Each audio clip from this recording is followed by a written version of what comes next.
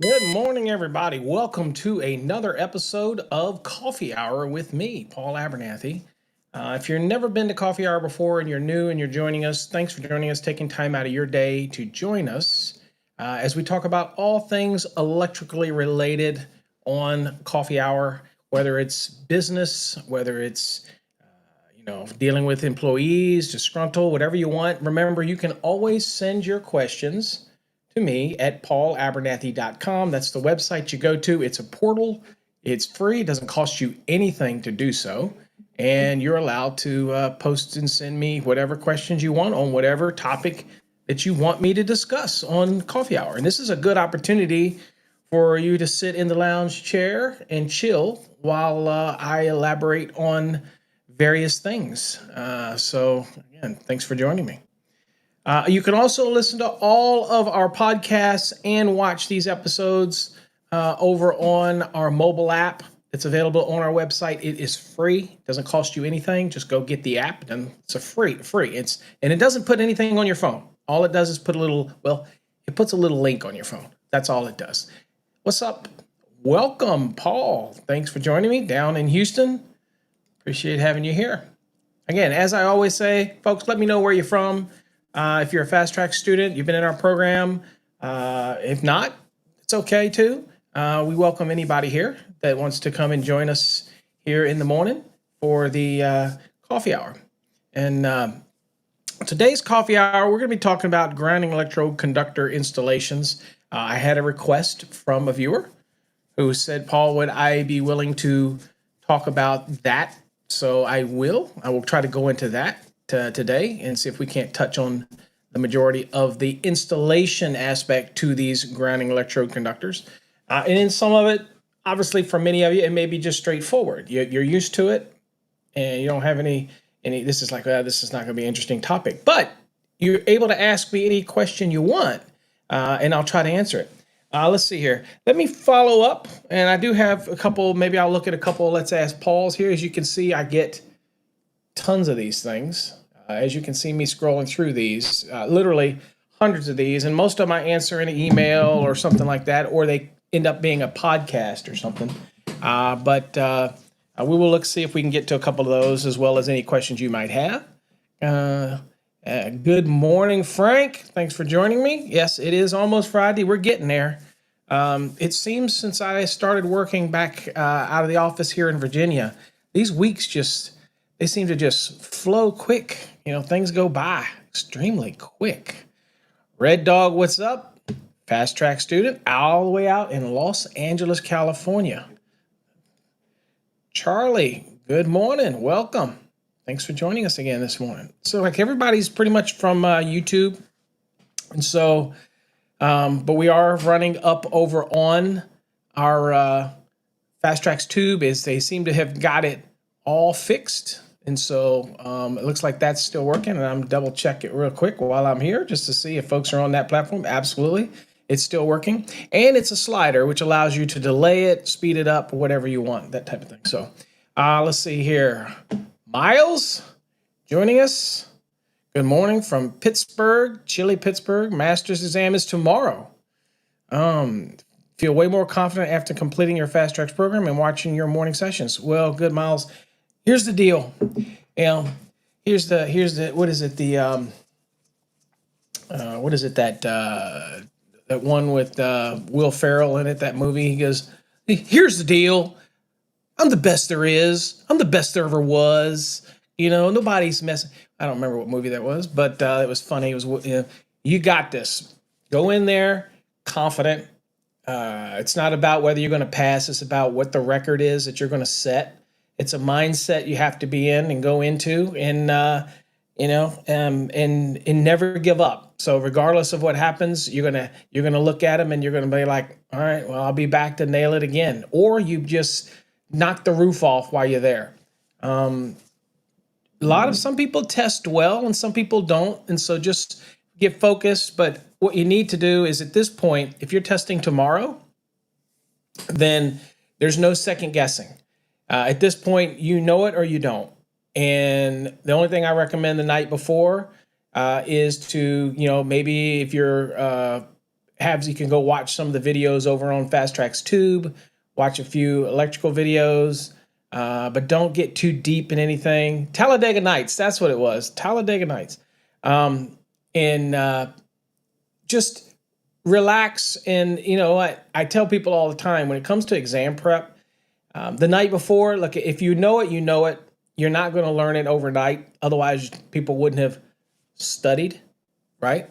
For a significant amount of time that you put effort into it. So just relax. Don't stress out tonight. The worst thing you want to do is start going through material and trying to think you can cram it. And then the next thing you know, you start second guessing yourself. That'd be the worst thing you could ever do. You're ready. You've been through it. You know how to maneuver the code book. You know how to go from the code book into the index.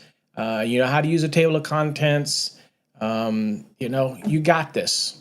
I expect you to come back and let us know you nailed it. Let's see. Charlie says, every day is Wednesday when you start your own business. I would think it's almost like every day is Monday. But I get your point. You're always in the middle of the week. You never get to the end, and it's always past the beginning. It's just like you're in that. What is that? What is that other movie? Dude, I'm having movie blanks today. What is that movie? Groundhog Day. It's just over and over and over again when you're in business. You know what I'm saying? Most of you know it's if you're in business for yourself, you got taxes to worry about, and you got your contributions that you have to make. That's what people don't realize when they work for somebody. And let me jump on that stump real quick, because again, I support electricians. Y'all know that I am electrician's electrician. I believe in licensure. I believe in education. I believe in not spreading bullshit on social media that's not correct, and I call it out. It offends people sometimes, but that's okay because I'm an equal opportunity offender, is what I like to tell people. I'm not always the best flavor in the morning but at the end of the day, I will always go to bat for the electrician, unless the electrician just is halfway doing something or not meeting the standards that I think they should hold to the industry. Then I am opinionated of it. I have an opinion of it and things like that. So I just love this trade. And so people don't realize when you're in business and you're in business for yourself, all the things as an employee, when I worked for somebody or worked for somebody as an employee, I was just thinking about the paycheck. When you become an owner, you're thinking about, okay, I got to think about your paycheck. My paycheck always comes at the end. You know that old saying that people say when you're in business, they say, make sure you get, CPAs say this. They say, make sure you pay yourself first. They have never been in business. They have never. They may be a CPA for somebody else, but they don't understand.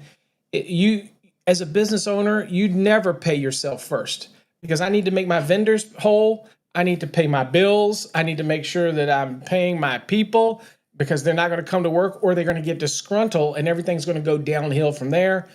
I don't get paid until everybody else. And I think that's one of the things I watch people on TV, like the Dave Ramseys and things like that, who give advice.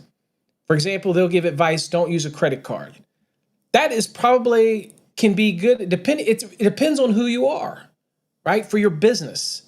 I love using a credit card because I pay for everything in my business with a credit card to get my points back, or that money cash back. And I make sure I pay it off at the end of the month. Not everybody can do that. But in business, one of my goals was to make sure that I paid things off at the end of the month so that I got the cash back type stuff. And again, it was important to me. Also builds your credit and all those other type of things. So when he said, don't use credit cards, I'm like, if you already suck at managing money, then no, credit cards aren't the answer. If you can manage your money, pay things off on time, want to keep your billing processes simple, because credit cards keep billing processes simple, especially if you give a business credit card. It's amazing. Credit cards work wonderful. It's basically using somebody else's money for a length of time until you have to pay it off. That type of thing. So anyway, Eric said, is there a national NEC test passing rate? Oh, no. I'm not aware of anyone nationally because, every state wants to pound their chest and have their own test. You do have that that one that's trying to get something nationwide, but I don't think they're getting a foothold very good. So I don't know the national. I can tell you what the passing rate in Texas was pretty low. When we last time I was involved in the exam prep or creating their exams, the percentages of pass was really low. And throw you a number. I'm thinking the percentages was for masters, for example, once we switched over to two tests. I want to think, don't quote me, I want to think it was 35, 40%, 50%. It was a 50-50 or less because now there was two separate exams, that type of thing. So, but no, I'm not aware of any national passing rate, but we have a lot of electricians, and I have a lot of students, and I know I'm not the only one. So I would, we're aiming to change that. We want to make it higher. We're gonna raise the bar on that. Dominic, thanks for joining me this morning. There you go. Hump day. TGI, good morning. South Alabama in the house. Thanks for joining me. Dan from Chicago. Thanks for joining me, Dan. Glad you could be here. All right. So we're going to talk grounding electrode conductor installation today. And we're going to look at it. And this comes out of our grounding and bonding program, by the way. So any illustrations you see or anything we talk about is clearly documented in our grounding and bonding program. And it might depend on which one you're in, but the 2023 grounding and bonding program flat out is one of the best programs that we offer, and it's very popular. And if you buy a bundle, for example, let me show you how popular it is. If you buy a bundle with the 2020 and the 2023 Fast Tracks Enhanced, you get the grounding and bonding included. Okay, so we think it's on those. We think it's important to be able to get that. So let me go on and get over to and talk about it a little bit. Okay, so what we're going to be looking at today is more specifically, and again, you got questions, please put them in the comments. I love answering comments. And again, if you're just popping in and you haven't told me where you're from, shout out, do me a favor. If you like the content we've been putting out in the mornings, encourage me to get up and do them in the mornings. Give us a thumbs up and share it. We much appreciate it. For some reason, the likes and the shares on whatever platform you're watching on seem to help. All right, so what do we got? We've got Dave. Thank you for coming, Dave. Also, I will address yesterday, somebody asked me a question yesterday, I don't know who it was, that asked me a question about adjustable trip circuit breakers and sizing the conductors to it. And we do have provisions for that in 240.6. We have 240.6, the A, the standard, then we have B, C, D. We have other provisions for when you can adjust stuff. But the question was yesterday, I believe, and I kind of thought about it, it's like for the adjustable trip, do we have to size the conductors to the full size? And no, most of those adjustable trips are designed in a way, the gear. So it's not something that you would see on an everyday basis for residential, and even light commercial. But industrial, things like that, you might see where it's an adjustable trip setting. And there are provisions for you to be able to set it. But now typically these are set up so that you can lock them out or that you can't change it. And so there's also a clear issue where if somebody could possibly, if somebody, individual, can't say homeowner because they're not going to see those type of adjustable trips in there. But if somebody could turn it to its highest output and there was no way to keep somebody from doing that, then I can see very well making them size the conductor to the full size of the overcurrent device. Okay, I could just see that because it's just easily could turn it up. But most of these that we deal with just adjustable trips have some feature that is a lockout feature or something that once it's set, that you can't increase it, that type of thing. So there are provisions where obviously it makes sense if I have an adjustable circuit breaker and I want to set it at 75 and the max is 100, that why should I have to size the conductors to 100 if I can set it at 75 and lock it at 75 so that the average person can't just go in and turn it up? Again, at the end of the day, you can't fix stupid, and people will do stupid things, but there are provisions in the code in 240.6 that can help you adjust that type of thing. But for the most part, we protect the conductor at its ampacity. And so if you have an adjustable, there has to be a provision where somebody can't just come in. It's almost the same thing for the EVSEs, right? Whereas you can have now ability for an EVSE because maybe you don't have headroom on your house and you would dial it back in order to reduce the amount of the output of the EVSE so that you can put it on a house with the existing service.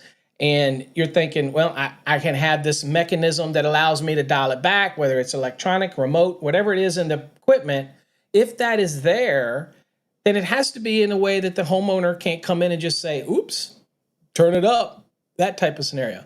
So typically when it comes to that, you would. If there was not a mechanism for that, and again, I don't know every automatic trip mechanism out there. I've just been out of it for so long for those type of things. What we have, then if there is a possibility for any Tom, Dick, and Harry to go turn that up and increase the level of the overcurrent, then all of a sudden your conductor's not protected, that would be a problem. So I can see where if that wasn't proven to an AHJ and he went in there and saw something set at 100, but the maximum was 200, just throwing numbers, I can see where an AHJ would say, whoa, time out.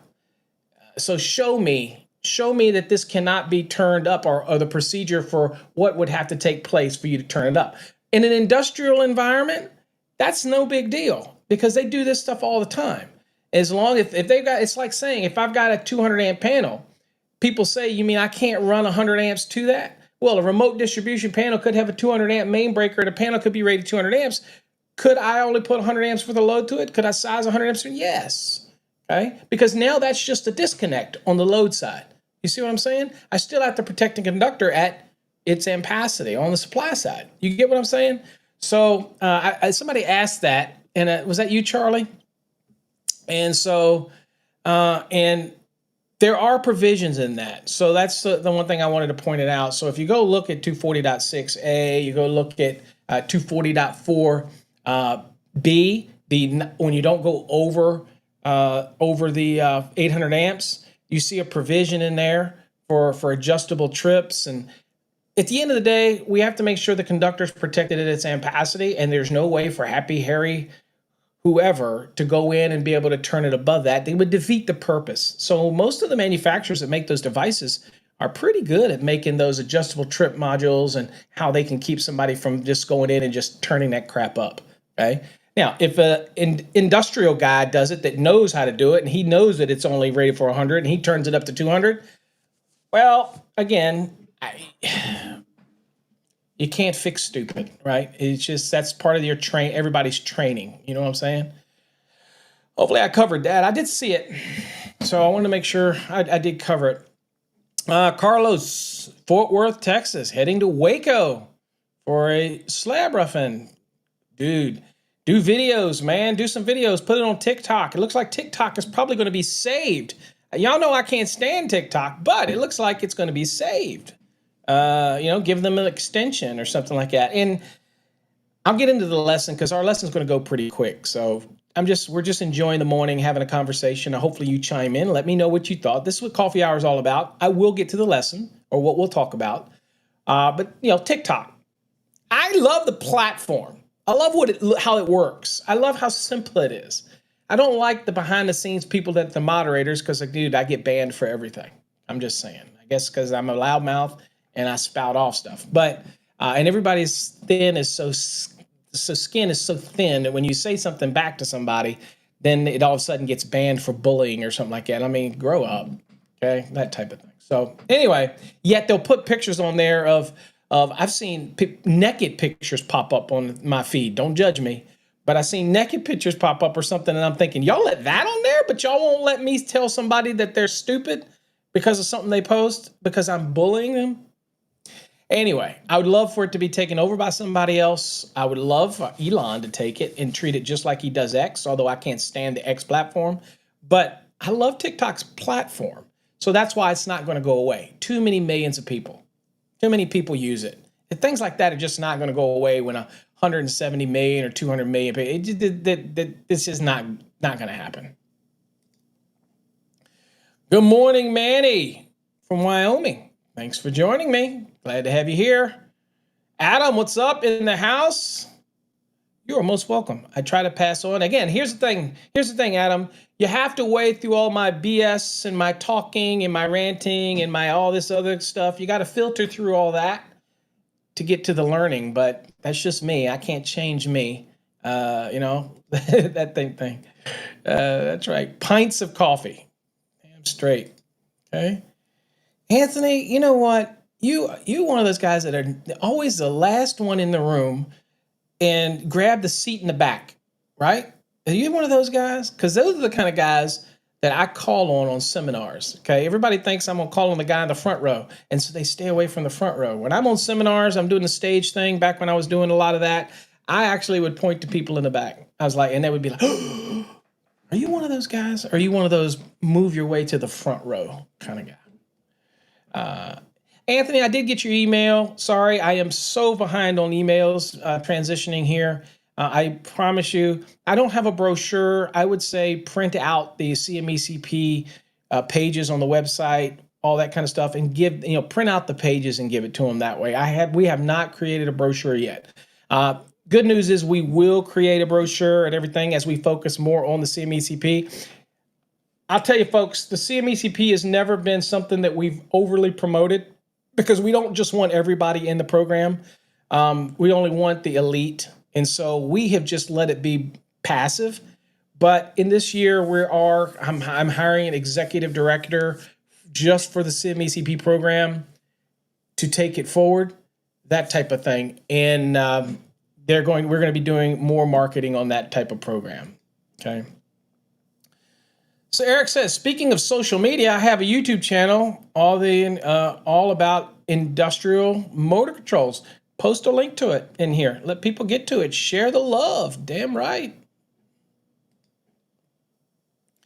What is Anthony says, I'm a public servant. I got tied up with some residents at the counter. I hear you. Likely story. I worked for a municipality. Okay. I was the head of the plan review and inspections. So, man, don't be trying to come in here with them excuses. All right, let's go on and get into today's lesson. I'm rattling on. All right, so what we're going to be talking about today, guys, is we're going to be focusing on, 250.64, and we're going to be systematically trying to go through a little bit of this and as it comes out of our grounding and bonding program. Okay, so let me get you over here. So we'll be looking at 250.64 today. And of course, if you have any questions, feel free to pop them in there. If you're new and you want to get into a good electrical training program for grounding and bonding, go to this website or that website right there and check out our grounding and bonding course. It does not expire. It's perfect to have in your pocket, and it covers all the main topics when it comes to grounding and bonding with illustrations, that type of thing. In case grounding and bonding is a tough subject for people. It seems it always is a tough subject. All right, anyway, 250.64 in our National Electrical Code. And again, I'm in the 2023 edition of the NEC. It says the requirements, grounding electroconductors at the service at each building or structure where supplied by a feeder or branch circuit or at separately derived systems must be installed as specified in 250.64A through G, okay? So here you see we're calling out, that is a footnote that's telling you that is from the National Electrical Code, okay? So in our program, when you see highlights like this, that's all it's telling you is this: we extracted it from the NFPA, okay? So that's the requirements. All right, every service has to have a grounding electrode system.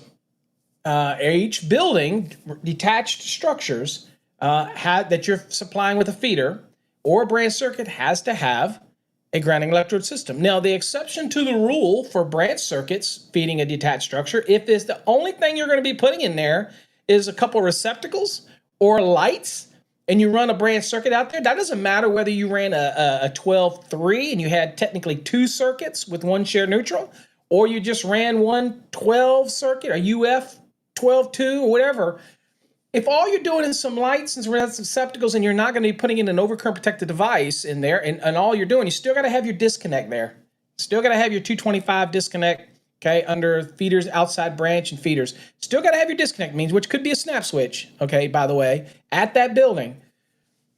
If you're not going to put a panel in there with a main breaker, then you don't have to establish a grounding electrode system, okay? Ground rods, U for ground. Hopefully you know what a U for ground is. If you're not, let me know. I'll explain it. You have to put all that in, but there is an allowance to say, you know what? It's just it's just my man shed. It's a she shed, right? Okay. It's you know, if it's Anthony, it's his let me get away and make up my excuses for why I'm late shed. You know what I'm saying? It's just a shed, and all you're doing is running a branch circuit over to it. Then you have some allowances where you don't have to put a grounding electrode system in. Why? Because you're going to run 4 conductors to it, and you're going to have a separate neutral. You're going to have a separate equipment ground. You're going to isolate them. Okay. So at the end of the day, follow the rules. Okay. All right. Today is Pick on Anthony Day. All right. Next. All right. So let's talk about the conductors.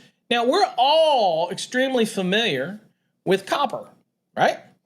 We run copper to the grounding electroconductor every day of the week. In fact, we're even familiar with the fact that if we have a rod, pipe, or plate, and that's the only thing we have, then we can run a 6 copper or 4 aluminum, although be careful with the 4 aluminum because, again, it can't be within 18 inches of the earth. We'll see that in a minute. But we're familiar with copper. Copper's king, okay? But you can have aluminum, and you can have that other conductor, which I won't talk about, right? So look at here. All right, folks, hold on real quick. Hold on. We have Ron Fortunato in the room.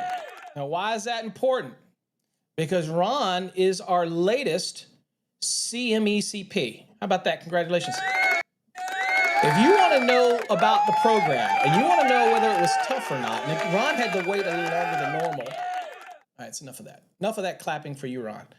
Ron had to wait longer than normal because of the transition and the paperwork that we had to do and getting feedback back from all of our CMECPs that voted and gave comments and feedbacks and all this stuff. Plus, he went through the program, went through the proctored, recorded exam. And I can't remember, Ron, did you go through that twice? Did you have to take that twice? I can't remember. But anyway, Ron made it all the way to the end. If you want to know about how tough the program is, but rewarding, just ask Ron. He's not a paid shill. I didn't pay Ron to be here, okay? Right? But went through the program and did a wonderful job, okay? All right, let's see here. So let's go on. Okay, so let's look. So let's just say we do want to run aluminum or this other conductor as a grounding electrode conductor, okay? What did he say? Negative, only once. Oh, okay, you're talking about taking the exam. Okay, cool. I couldn't remember, bro. I'm just trying to remember. We have a couple new students, I should say candidates going through the program right now. They are struggling with the time requirement. They're almost out of time, and I can't do anything about the time thing. But the time thing is challenging. Getting it done in 6 months is tougher than most people give it credit for, especially when you got life that gets in the way. But it's rewarding once you get there. And as I said in the email, Ron, make sure you send me your full, accurate address so we can get you out your pins and all your other stuff and your coin and all your good stuff. Make sure you do that. And then start using CMECP with the registered mark after your name, bro, on all your social media. Get it updated, okay? Share the love. You're an ambassador now for the program. Share it. All right. So 250.64a, if we want to run that or this, okay, as a grounding electroconductor, we can. Now, what are the requirements? Well, the requirements are the grounding electroconductors can be bare, covered, or insulated. Aluminum or blank, I'm not going to say it, must comply with the following. Okay. All right. So if it's bare or covered conductors that you want to use, okay, a lot of people get that confusing. Bare or covered. Okay. Covered could be inside of a sheathing. We have actually conductors that are considered single conductor cables as well, in case you didn't know that. Most of the regular conductors like XHHW, things like that, are insulated conductors. But you have THHN, which actually has a covering, a nylon covering on it. So we have all different, you have different options, but it's not only just bare, okay? However, if you're using bare or covered conductors for your grounding electroconductor, and this says if you're using bare or covered without an extruded polymeric covering, so this would not be without an extruded polymeric covering, because what we do is when you're doing a conductor and it's insulated, we extrude a polymeric covering over it, like the nylon, like the sometimes another type of PVC material, which again would be a polymeric covering. Okay, so if you have bare or covered conductors without an extruded polymeric covering, must not be installed where subject to corrosive conditions or be installed in direct contact with concrete. Okay, so I can install bare or covered, okay, but I cannot. But the covered cannot be what? It has to be the one that is without extruded polymeric. And I'm gonna be honest with you, most of them are going to have some type of polymeric extruded. They're going to be using THHN, or they're going to be using XHHW or something like that. They're going to be some kind of extrusion over it. So again, it creates a muddy mess on what people are talking about here.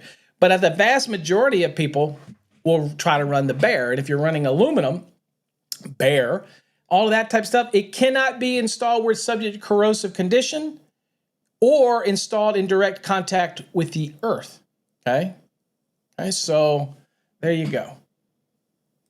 Now, discussion.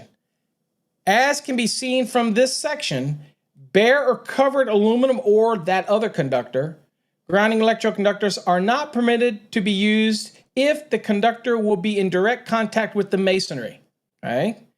Or in the earth. So there it nixes your ability to run the aluminum all the way to the, let's say, a ground rod, because a ground rod has to be at or below grade level. I would typically say below, and typically below the frost line where practical, okay? But you know how you people leave it above, which again technically violates the code, unless it was a 10-foot rod and you're putting some kind of protective over the 2-foot that's sticking out, because we have to have 8 foot in the earth. Yeah, it's another story, but yeah, so that's going to eliminate you running aluminum, but it doesn't stop you from running aluminum to, let's say, a terminal bus, right? Okay, anyway, or will be subject to corrosive conditions unless provided with a polymeric extrusion covering.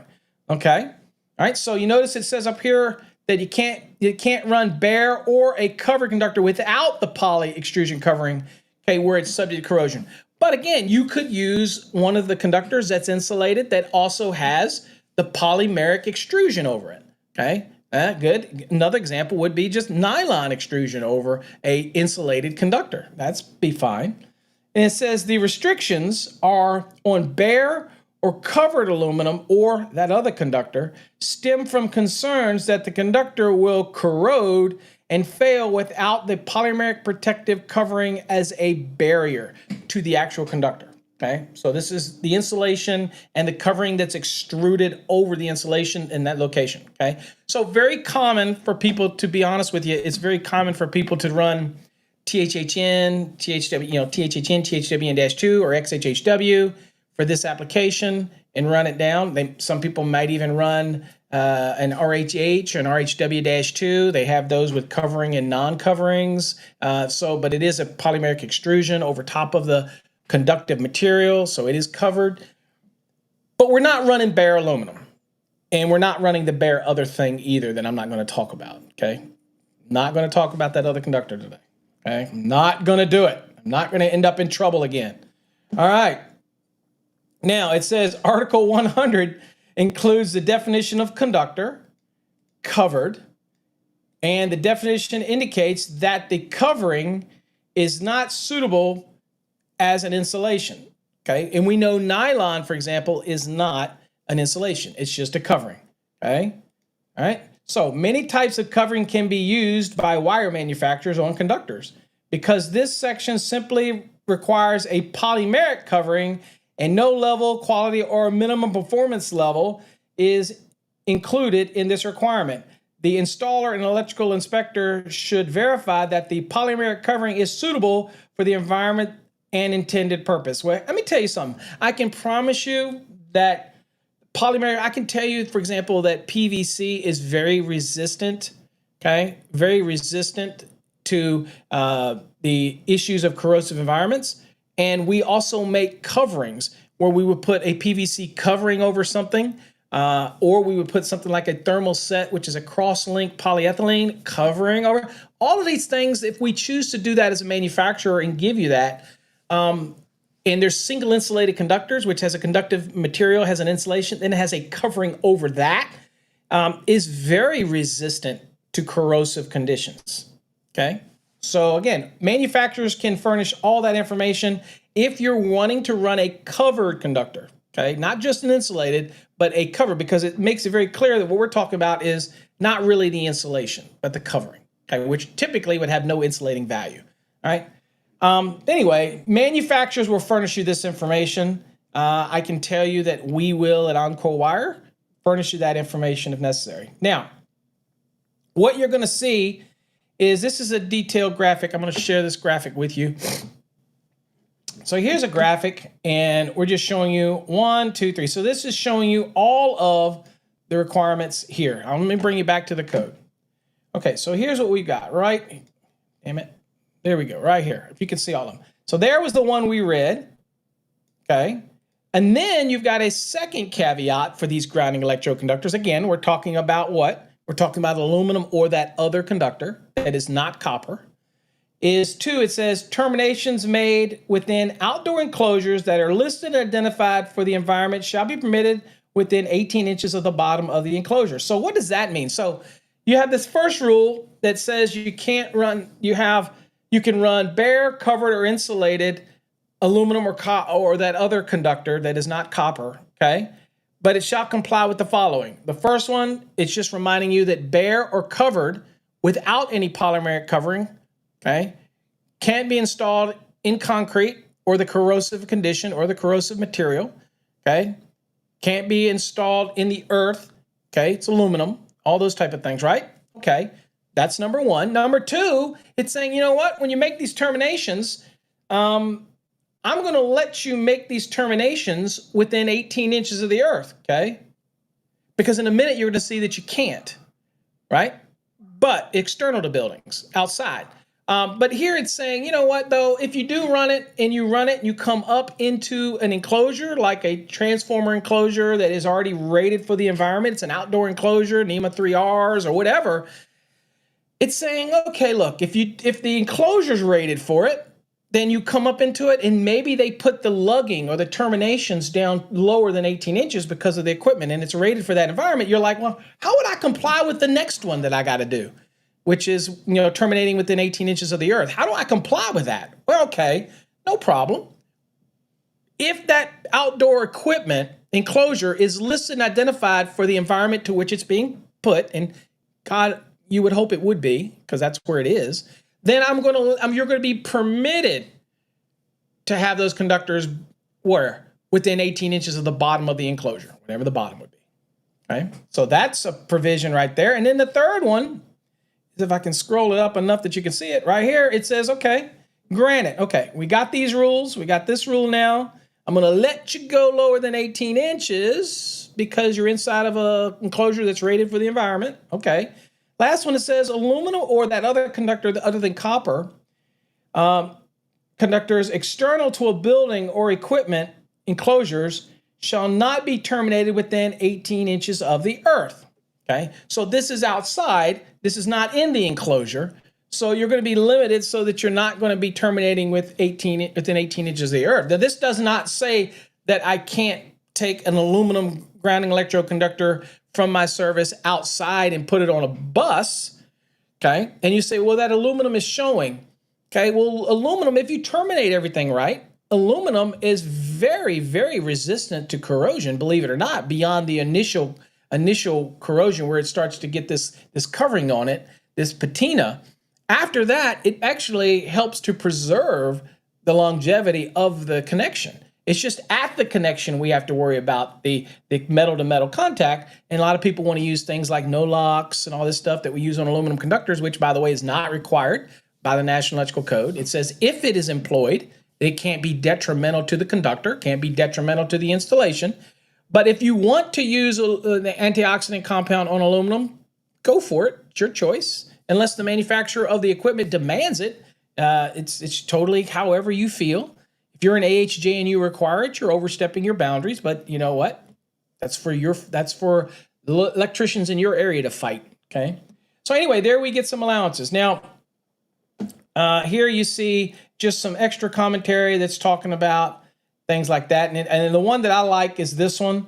It says where the bottom of an enclosure is concrete, as in with an open bottom equipment such as an outdoor switchboard and switchgear, covered aluminum or copper or that other conductor, aluminum GECs with an extruded polymeric covering and insulated conductor are permitted to be in direct contact with the concrete. Remember, the prohibiting rule was what? That you couldn't be bare or it couldn't be covered without extruded polymeric. That couldn't be covered. But if you get one that is extruded with polymeric covering, then you're okay. All right? All right, so that was just kind of breaking that down. So I want to take us to the illustration because that's a little bit better. So here's our examples of the three situations. So here we have this right here, okay? And I did have one guy tell me one time, he said, Paul, that's a copper bus. And if this is depicting aluminum to it, isn't that going to be copper to aluminum issue? And my laugh to them, my answer to them was, this is just showing illustrations. So again, this right here, this lug right here is an ALCU and it's designed zinc coated. It's allowed for the transition and it's not dissimilar metals. Okay. Does that get rid of all of my hate email on that one? Try to explain that because I have those people that look at this illustration and say that. Okay. All right. Number one, you can see this one right here. So that could be bare or covered aluminum conductor without an extruded polymeric covering. They are not permitted in corrosive areas or in direct contact with concrete. But if you're not dealing in the corrosive areas, again, subject to your HJ's determination, everybody argues outside is a corrosive environment, but that's the wire. Once it comes down to the termination, as long as it's terminated in properly, you're okay. Number two, here it says terminations of aluminum conductors are permitted within 18 inches of the bottom of enclosures that is listed and identified for the environment. So this is kind of like a pad, and this is like a transformer, that type of thing. And typically the terminations in there are closer to the bottom, usually closer to the bottom front. So that is okay, as long as that enclosure is rated for it. Remember, if it's inside, you're okay. That would be where it talks about enclosures outside. And in three, here it says aluminum conductors external to buildings. Like here, aluminum conductors external to buildings or equipment enclosures not permitted to be terminated within 18 inches of the earth. Okay? So if I'm outdoors, then I have to have at least 18 inches clearance of earth. So if you're going to use an aluminum grounding electrode conductor, make sure you put your bus up higher enough so you're not within 18 inches of the earth if you're going to be doing something like a bus setup like this. Okay? All right. More information. Wire insulations such as THHN, THW, and -2 or X are included in Table 310.41, and the insulation formulation is included in the Wire Insulation Safety Standard. Grounding electric conductors that have these or similar recognized insulation types are permitted, listen here folks, because this is what I told you earlier, are permitted in contact with masonry and in other locations where the atmospheric condition would not be corrosive to the insulation. Okay?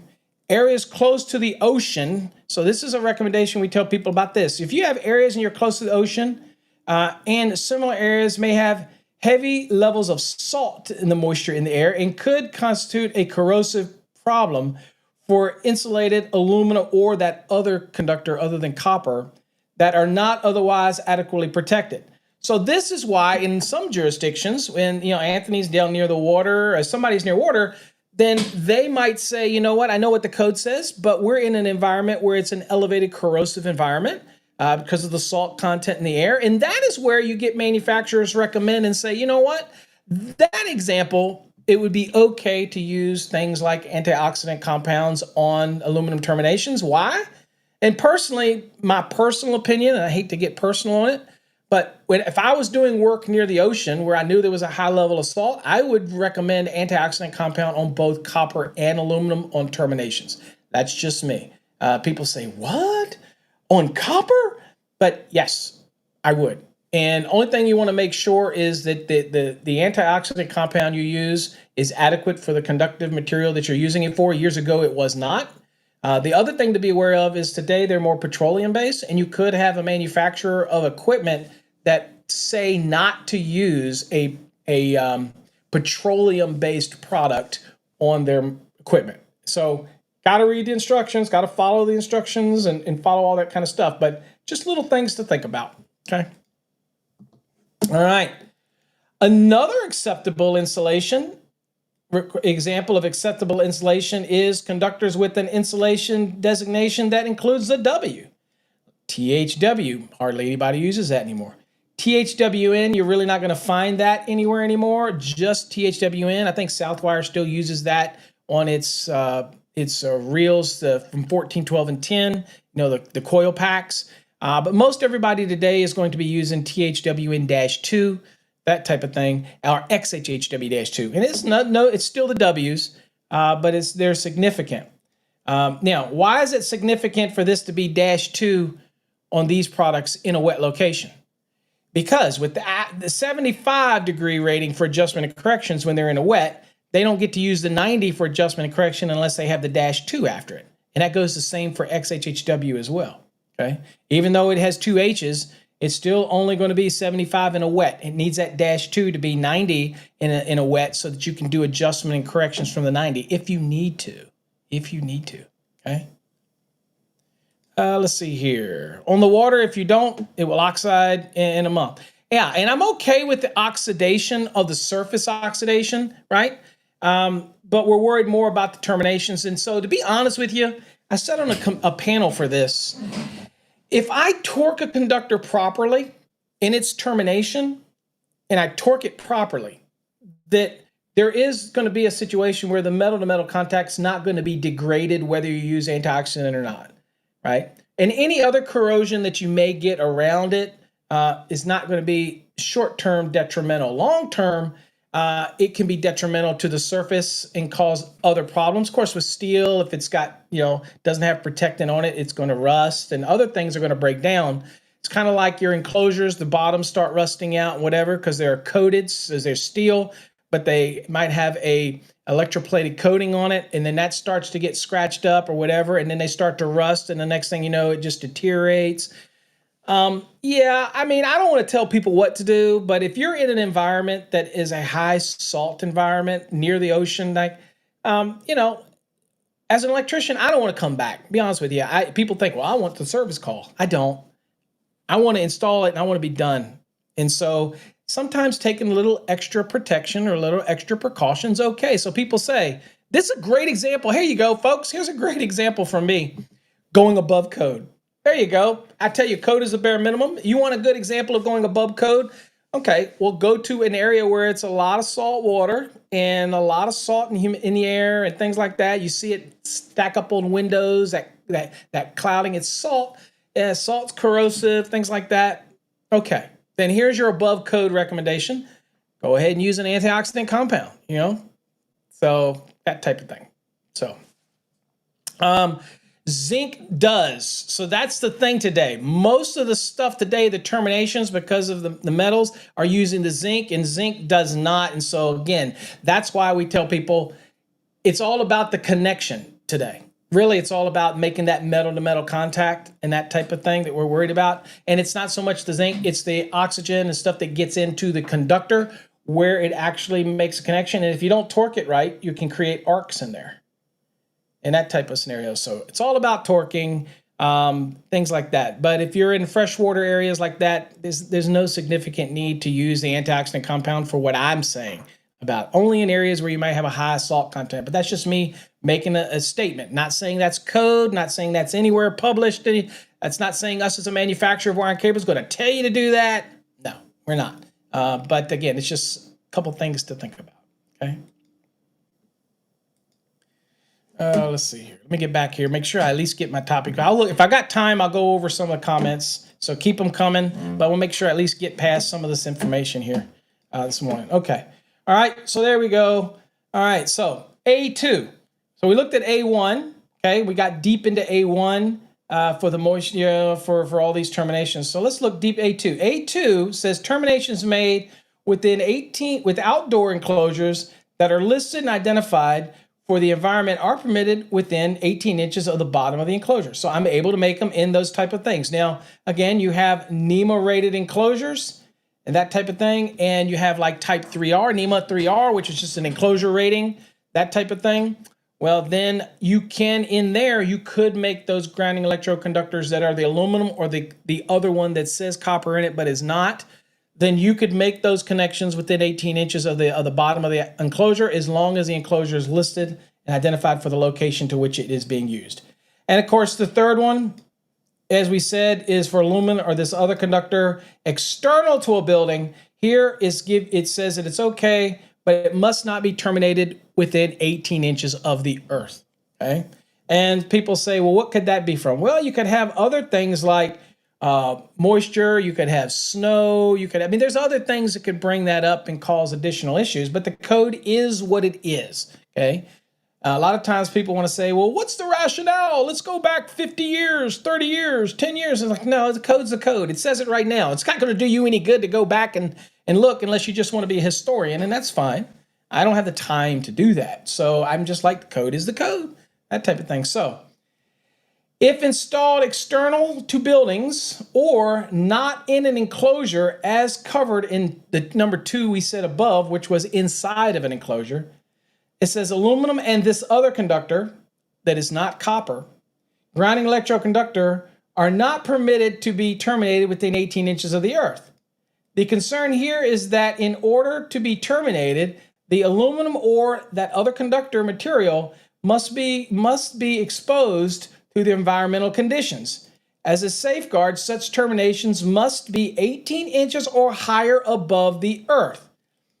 Okay, it says the reason for not permitting aluminum or that other conductor to be connected within 18 inches or lower is the moisture in the air, there you go, will be greater within the first 18 inches of the ground. I'm sure y'all probably seen where you have like this, when you think about it, I think I've seen out when you have the temperature changes somewhere, what you see is you look out and you notice that there's like a cloud hovering in the ground. That's that moisture, that dew level. Okay, so there you go. Also, by the way, this newest edition here of the grounding and bonding was actually, the material actually was written by Mark Odie and Phil Simmons. I didn't contribute on this edition of it, but they do extensive research, and a lot of this came from all of our other discussions, but that is maybe one reason. The other reason, again, could be in certain areas of the country, again, deep snow allows excessive moisture to come up. Some areas may be more like a floodplain. That could be an issue. So it seems like the code panel in the submittal agreed 18 inches, and then maybe there was some atmospheric condition data that was used during the submission. All we know is that it was submitted because it can't be terminated within 18 inches of the earth. Okay. Let's see here. Okay, now let's go on to B. Now B, let me get you back to code. So B is securing and protection against physical damage. Okay, so the first one we did here is just general, and then we had dealing with aluminum and that other conductor. Now we're just talking general, and this applies to both copper, aluminum, all of that. This is just general. This is protection now. How do we protect that grounding electroconductor? Okay, now it says if it's exposed, a grounding electroconductor, and when we say if it's exposed, because it could be what? Running in the wall, down into the wall, and it could be going to, let's say, a UFR poked up in a wall with access to it. That's a grounding electroconductor going to the UFR, so it may not be exposed, okay? Whereas if we're taking a grounding electroconductor out of the building and down the side of the wall to a ground rod, for example, or rods, then that's exposed, right? Okay, just wanted to talk about it. So it says if exposed, the grounding electroconductor or its enclosure, okay? So it could be running in an enclosure that's running to the electrode, shall be securely fastened to the surface on which it is carried. Okay, so for all of you guys that run your grounding electroconductor out, let's say down the side of the wall that you're going down to the actual electrode, yes, it must be secured. Okay. Doesn't say where. So far, I don't see that it says every 12 inches, every 2 foot. It just says it has to be secured. Okay, gotcha. It says the grounding electroconductors shall be permitted to be installed on or through framing members. All right, so let's see here. So a lot of people say, example, the house that we were building at one time, the grounding, the UFR was on the other side of the garage. And so to get there, you ran it from the panel was the other side, you ran it up and through framing members over to get to the UFR, right? That's just an example. That's okay. It can be run through framing members.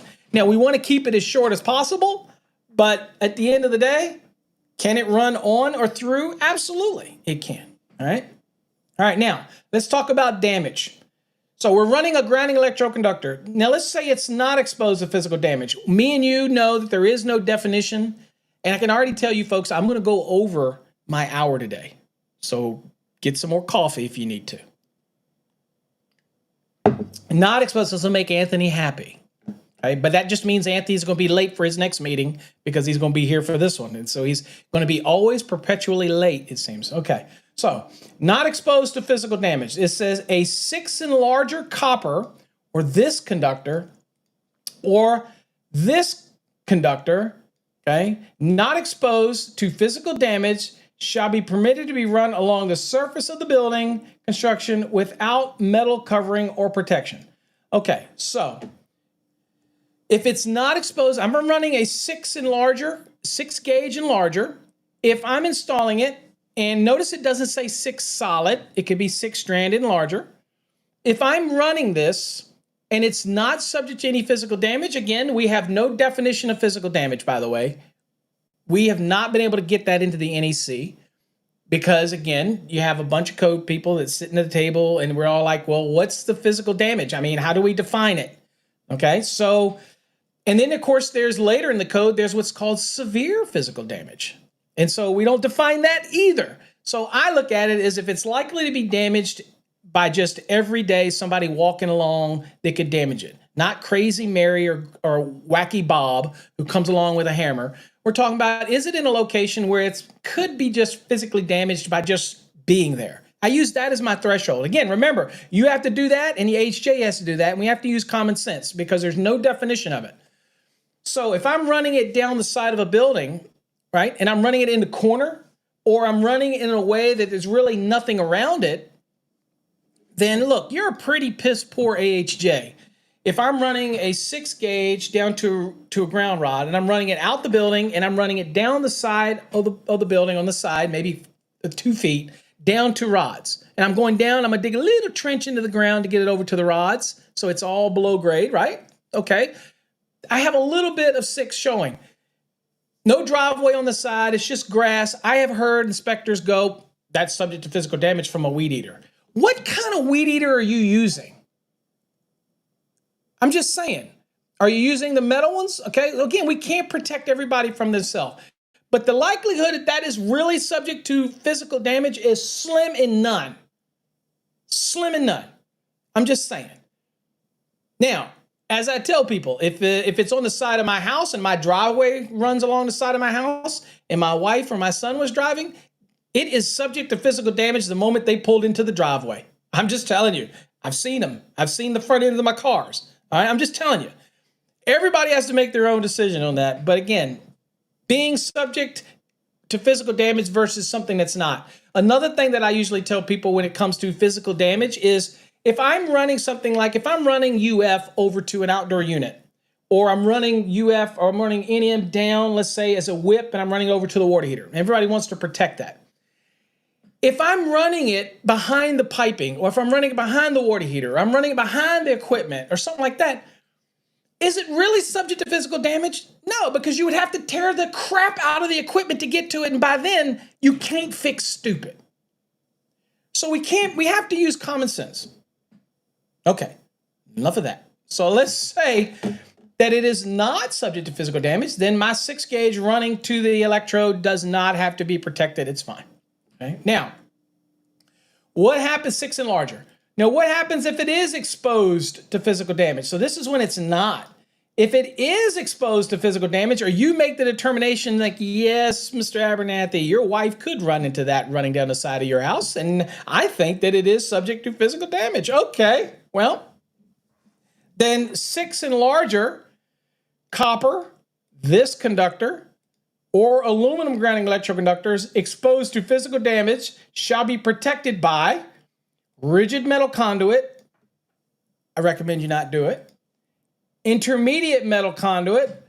Recommend you not do it. Schedule 80 PVC. Ding, ding, ding. Use it. Okay, my timer's over, but we're going to keep going. Okay, if you got to go, I understand it. You got to get to work, make that money. But I'm long-winded today. My coffee was not spiked. I'm just long-winded. Reinforced thermosetting resin with the type XW. Dude, that's expensive. Hard to find. I just would use 80 PVC. EMT.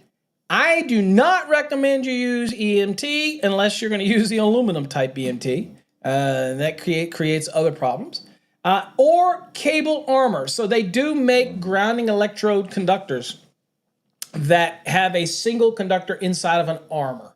Okay, and that was originally, it's still referred to as a single conductor cable, but it is designed that way, and it's very common. Y'all might have seen it. You look at it, you think it's little mini MC or little mini AC. You look at it, and you're like, what the hell would that be for? That is something that is allowed to provide protection, and there are many manufacturers that still make it. We do not make that. We do not armor single conductors like that, small, that type of thing. Okay, but it is out there. My advice here is to use Schedule 80 PVC. Why?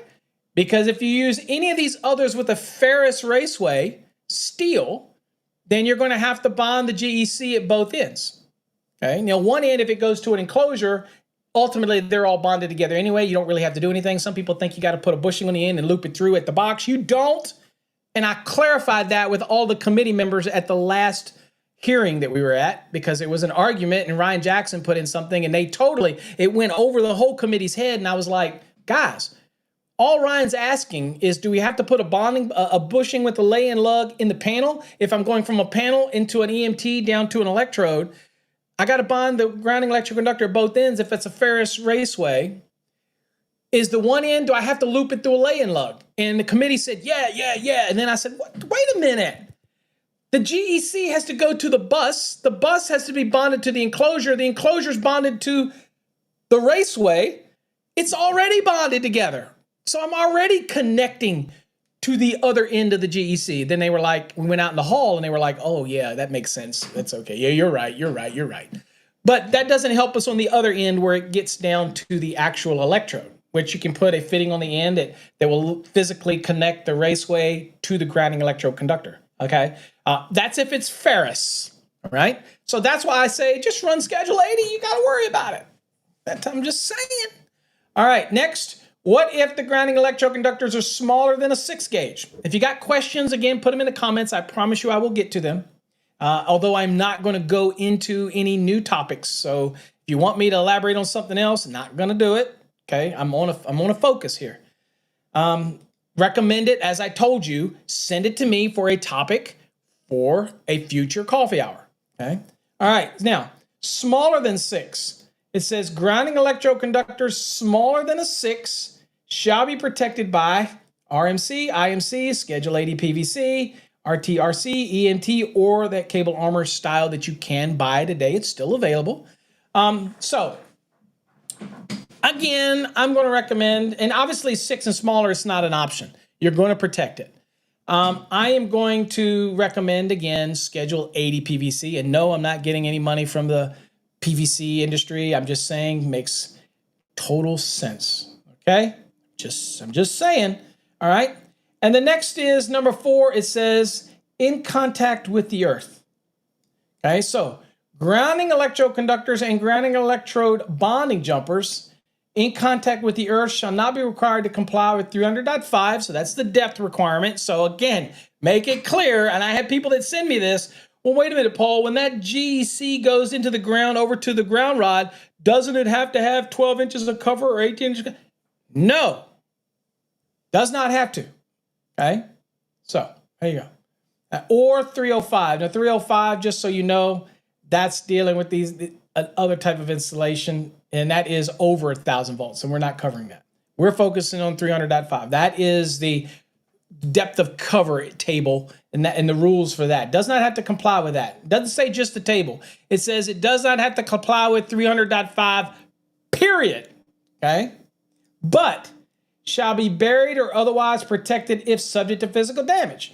So if it's coming off and, at the rod is right next to, say you're doing rods, it's right next to the building and it's coming down and over to it, it's not going to be subject to physical damage, people. I know people's mind want to go over, but it could happen. Get over it.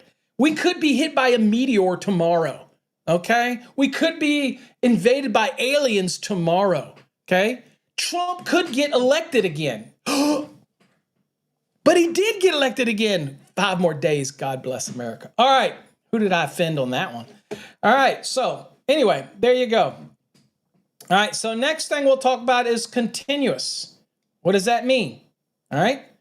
So let's go back to the reading real quick and see if we can let's see if we got any other bullets that we want to point out here before we move on to that. So here we kind of covered, and I want to show you what's in the program. As you can see here, verbatim of the code, verbatim of the code, verbatim of the code, what we just went over. Now let's look at the discussion, because discussions are cool, okay?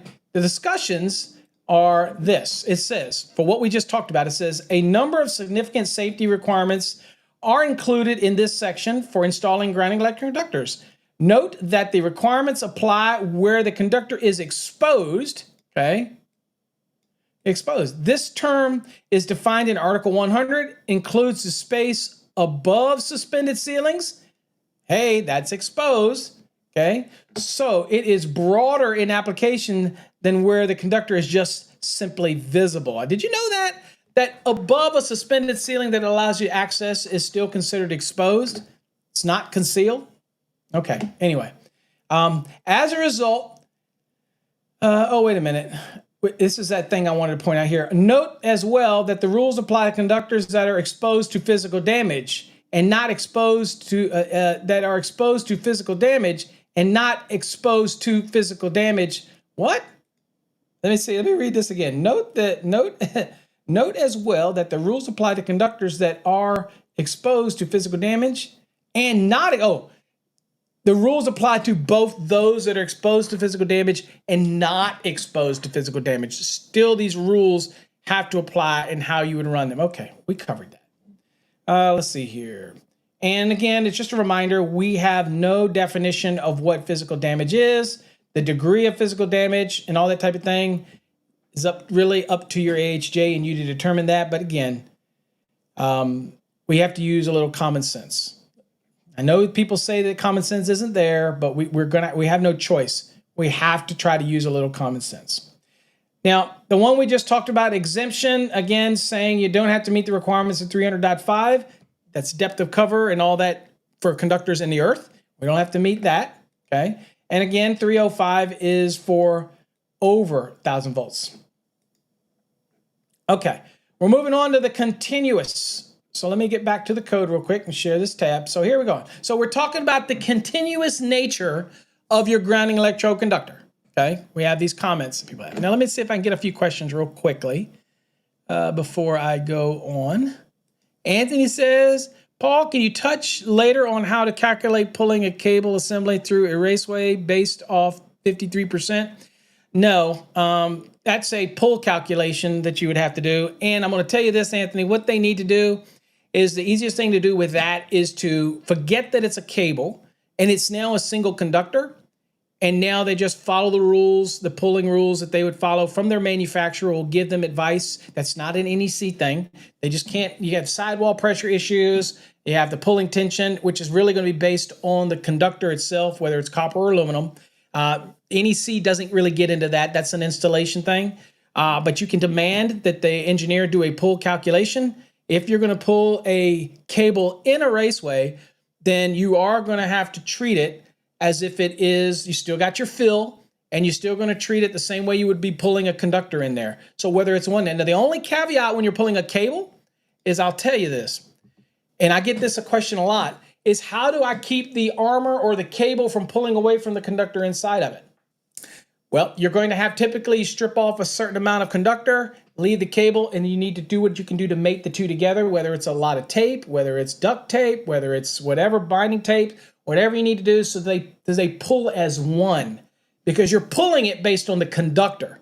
You're not pulling it based on the cable, because when we do the calculation for the pull calculation, it's going to be using the conductor and it's not going to be using the cable sheathing at all. So we just need to make sure that the cable sheathing is going to be pulled with the conductor. So that's why we tell them strip off a certain amount so they're exposing the conductors, and make sure they mate the cable very well to the actual conductor.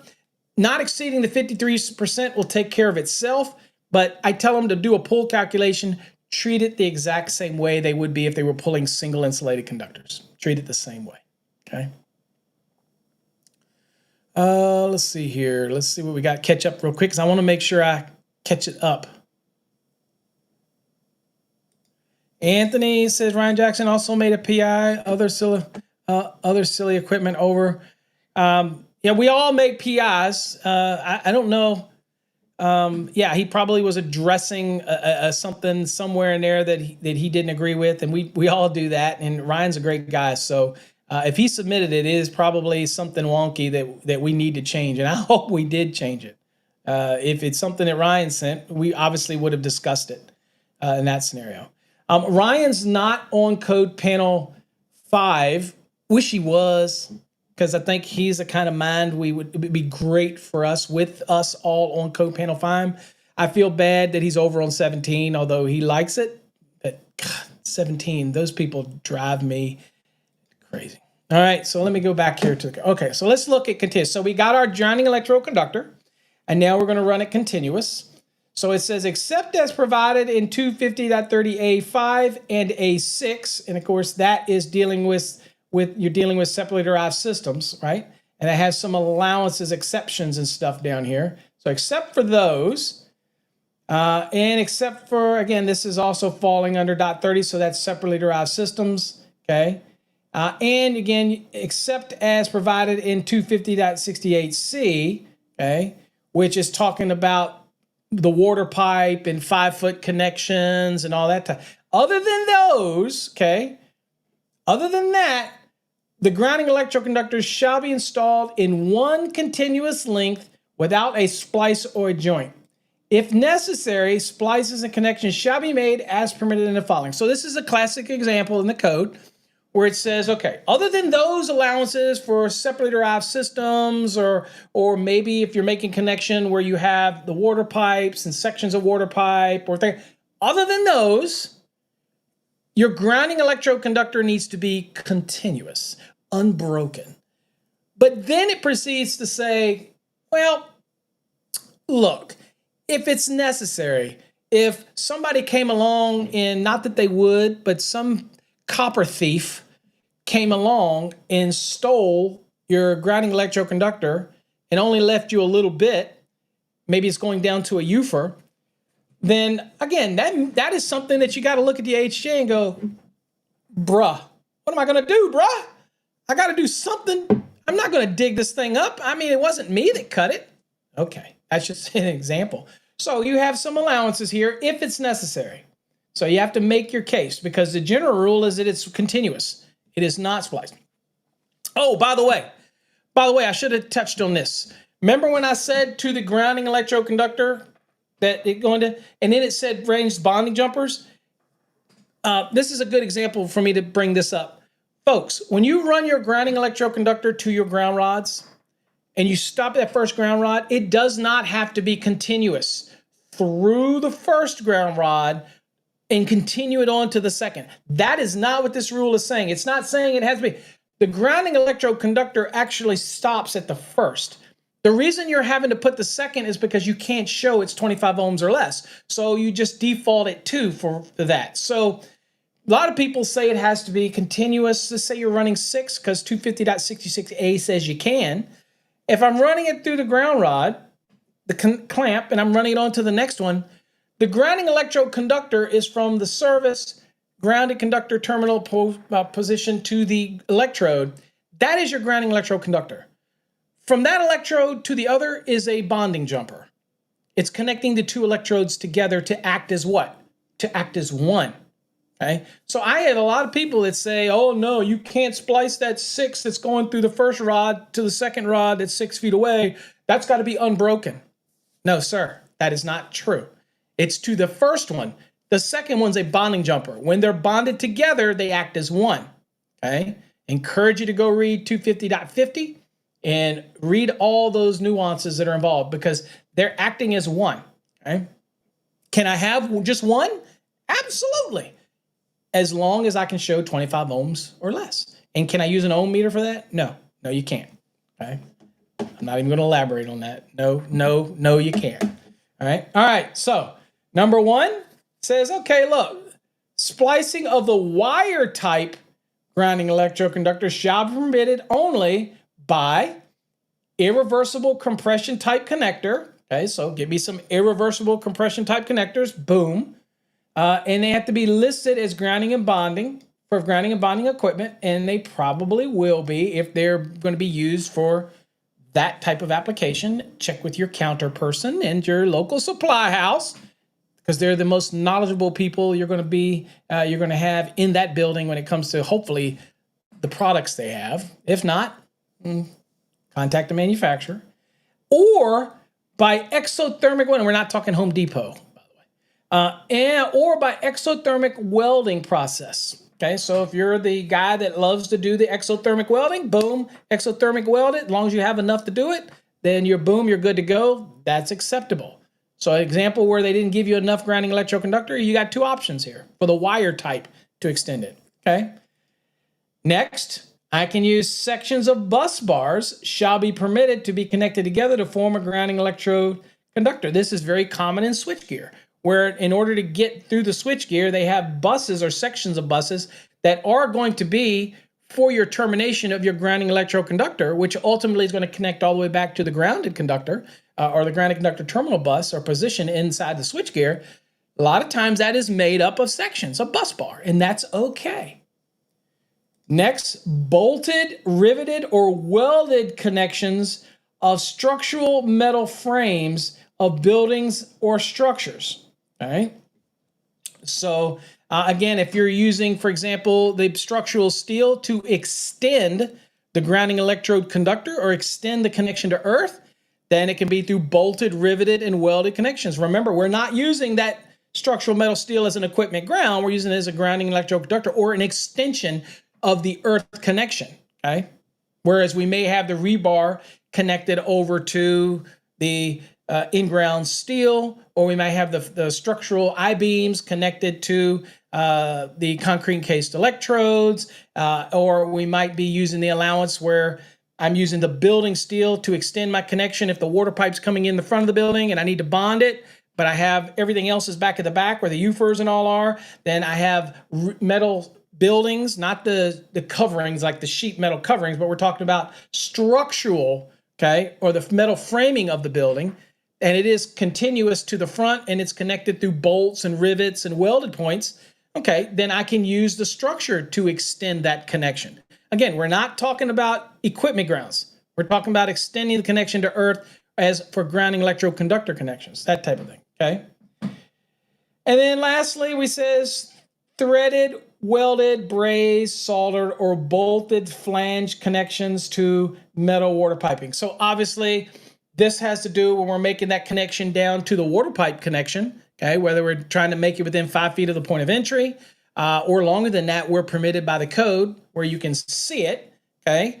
There's specific applications where you could be further than 5 feet of point of entry of the electrode if it's a water pipe electrode. There's other allowances to be longer than 5 feet, but you have to meet those caveats. So for me and you, it's usually within 5 foot of entry, all those type of things. But the components that help make up this, you could have a coupling in there, okay, that's in that 5 feet. That's okay. It's brazed, welded, threaded, okay, that type of, all that's okay. Now, this is good because you heard me just elaborating about it, but here's a good example of what link gives you some context sometimes. It says a building remodeling project or the replacement of existing electrical equipment might necessitate, okay, you're adding something new or doing a renovation, it might necessitate splicing the GEC, okay, Well, section 250.64C1 contains and the permitted means by which the splice can be considered a permanent connection that provides the intended GEC continuity.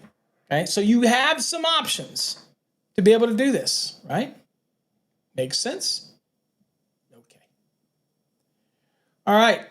So let's go on to this here, the book, and let's see if we got any additional we want to add. Okay, so here you go. Let me share this. There you go. So here's irreversible crimps, right? And here's some exothermic welding. That's that bad boy. And these actually come from Thomas and Betts, okay? And which is now, I think, ABB. I think they've all merged into ABB, that type of thing. And again, our program also gives discussions, and it talks about irreversible compression type connectors, that type of stuff. So it gives you a little extra info in case you're into the digging deep into things, right? Okay.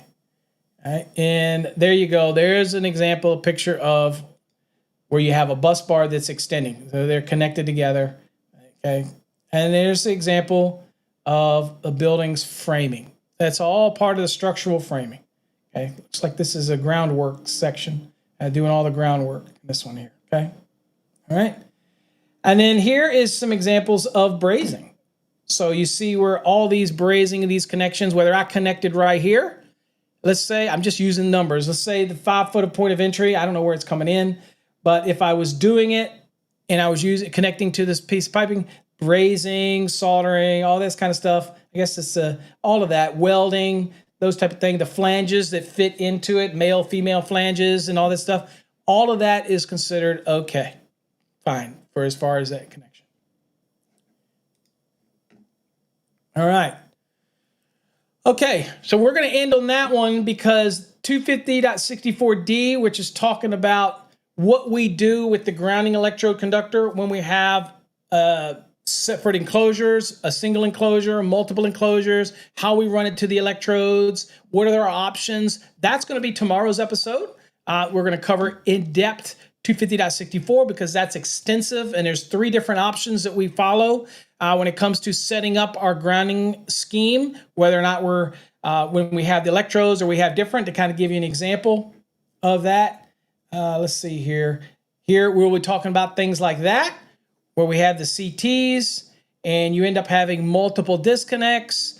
And we're going to look at all the options to have what's called one common grounding electroconductor with taps. We're going to cover all 3 of those. We're going to cover the little questions that people ask me about if I have a 5,000 amp service, can I have just simple ground rods? Can I still run a 6 to it? Short answer is yes.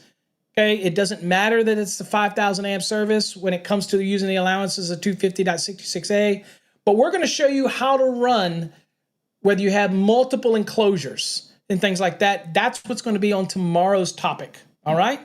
All right. So I think I've answered all the questions that were in here for the most part. I appreciate all you joining me. Hopefully you got something out of today's episode.